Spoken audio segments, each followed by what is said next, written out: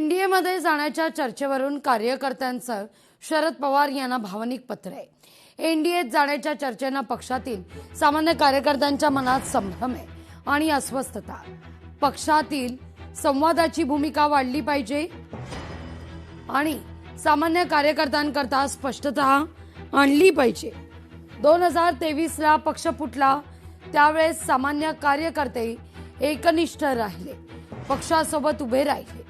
साहेब, आम्ही विरोधात लढू शकतो आणि राहू शकतो, फक्त विश्वासाला तडा जाऊ नये आणि ते सहन होणार नाही, असं कार्यकर्त्यांचं पत्र आहे।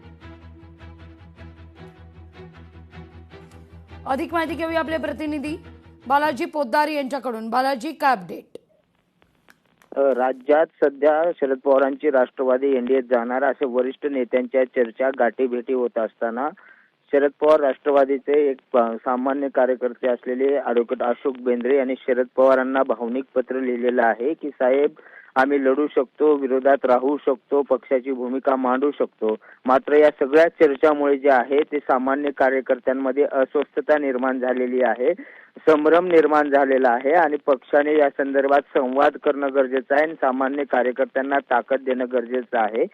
या सगळ्या बातम्या ज्या आहेत त्या खोट्या ठराव्यात असं आमचं मत आहे। मात्र या संदर्भात तुमच्याकडे बघून जे कार्यकर्ते 2023 ला पक्ष फुटल्यानंतर सुद्धा एकनिष्ठेने लढले, पक्षासोबत थांबले, तुमच्या विचारासाठी थांबले आणि तुमच्या विचारावर काम करत आहेत, त्या कार्यकर्त्यांची निराशा होऊ देऊ नका।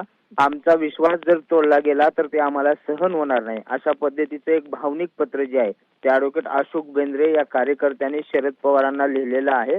आता या संदर्भात पक्षात काही चर्चा होते का ते पाहणं महत्त्वाचं आहे, कारण गेल्या काही दिवसापासून जयंत पाटील यांनी देवेंद्र फडणवीस यांची भेट घेतली, एकनाथ शिंदे यांची भेट घेतलेली आहे। त्यामुळे या सगळ्या चर्चेला जे आहे ते वरिष्ठ स्तरावर चर्चा सुरू असताना सामान्य कार्यकर्त्यांमध्ये, पक्षांमध्ये अस्वस्थता निर्माण होते आणि ते अस्वस्थता दूर करणं ही पक्षाची जबाबदारी आहे आणि यासाठी संवाद होणं गरजेचं आहे, असं हे सगळं पत्र लिहिण्यात आलेलं आहे। या पत्राची आता शरद पवार कशी दखल घेतात किंवा राष्ट्रवादी काँग्रेस पक्ष कशी दखल घेते हे पाहणं महत्त्वाचं आहे। लागू अगदी बालाजी, धन्यवाद तुम्ही दिलेल्या या माहिती करता।